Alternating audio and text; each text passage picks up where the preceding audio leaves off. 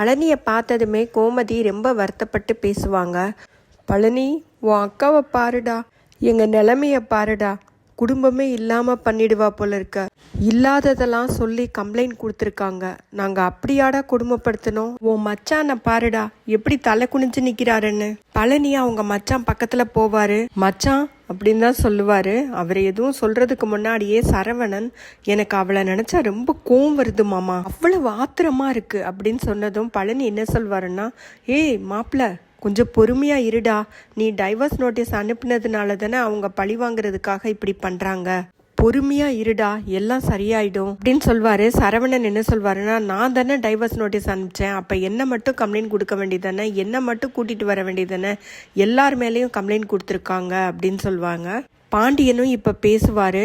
அவர் என்ன சொல்வாருன்னா, இதுக்காடா தேடி பிடிச்சி கல்யாணம் பண்ணி வச்சேன், உத்து உத்து பார்த்து பார்த்து கல்யாணம் பண்ணேன்டா. அவங்க என்னடானா இப்படி எல்லார் மேலேயும் கம்ப்ளைண்ட் கொடுத்து வச்சிருக்காங்க, கல்யாணம் பண்ணி வச்சது இதுக்கு தானா அப்படின்னு சொன்னதும் பழனி, அனுபவிப்பாக மச்சான், எல்லாத்துக்கும் சேர்த்து அனுபவிப்பாக, நீங்க ஒன்றும் வருத்தப்படாதீங்க மச்சான் அப்படின்னு அவங்க மச்சானுக்கு ஆறுதல் சொல்வாரு. பாண்டியன் அங்க போலீஸ் இன்ஸ்பெக்டர் வந்ததும் வேகமா அவங்க பக்கத்துல போயிட்டு, மேடம், என்ன பிரச்சனையா இருந்தாலும் என்ன விசாரிக்கிறதா இருந்தாலும் ஆம்பளைங்க எங்களை வச்சு விசாரிங்க, பொம்பளைங்க பாவம் அவங்கள வீட்டுக்கு அனுப்பிச்சிடுங்க மேடம் அப்படின்னு கெஞ்சி கேட்பாரு.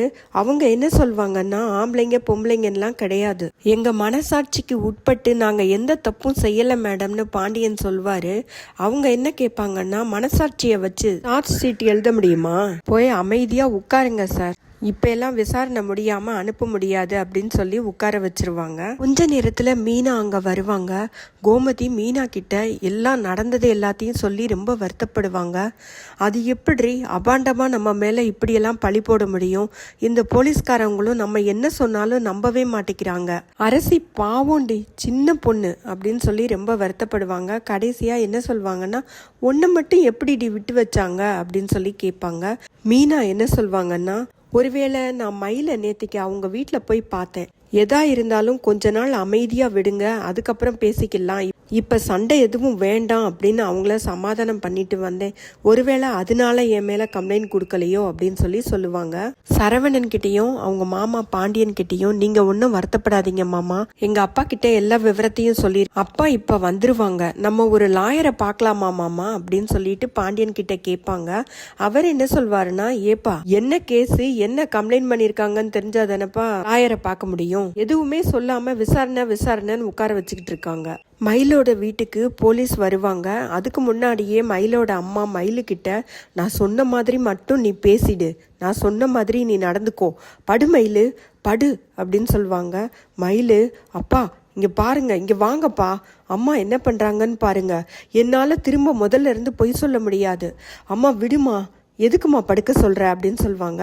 ஐயோ நீ படுமையிலு, சொன்னதை கேளு, நான் சொன்னதை கேட்டேன்னா நீ அந்த வீட்டில் போய் நல்லா வாழலாம், இல்ல நாங்க கொடுத்த கம்ப்ளைண்ட் எல்லாம் பொய் அப்படின்னு சொன்னா இந்த கேஸை வாபஸ் வாங்கிட்டு டைவர்ஸ் பத்திரத்துல கையெழுத்த போட்டுட்டு உட்காந்துக்கோ, ஆனா உன்னையெல்லாம் நான் பார்க்க மாட்டேன், நீ இங்க இருக்கக்கூடாது அப்படிங்கிற மாதிரி சொல்லுவாங்க. என்னம்மா பேசுற நீ, என்னம்மா பண்ண சொல்ற அப்படின்னு சொன்னதும் மயிலு, நீ படுத்துக்கோ, நான் சொன்னதை மட்டும் செய்ய அப்படின்னு சொல்லிட்டு ஒரு துணியை எடுத்து நெத்தியில நல்லா பத்து போட்ட மாதிரி போட்டு விட்டுருவாங்க. நல்லா படுக்க வச்சு ஒரு பெட்ஷீட்டை வச்சு போத்தி விட்டுருவாங்க. போலீஸ் வந்ததும் இவங்களே எடுத்து கொடுப்பாங்க.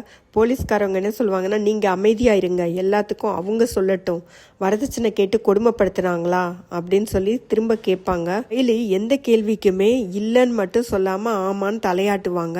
ரொம்ப பெருசாக எதுவுமே பதில பேசிக்க மாட்டாங்க. மயிலோட அம்மா தான் எல்லா கேள்விக்கும் பதில் சொல்லுவாங்க. அவளை அடித்து கொடுமைப்படுத்துனாங்க, வயிற்றுல இருந்த குழந்தை அபார்ஷன் ஆனதுக்கு காரணமே அவங்க வீட்டுக்காரர் அவளை அடித்து கொடுமைப்படுத்தினது தான், அவங்க வரதட்சணை கேட்டு ரொம்ப கொடுமைப்படுத்தினாங்கன்னு திரும்பவும் அவங்க அம்மா சொல்லுவாங்க.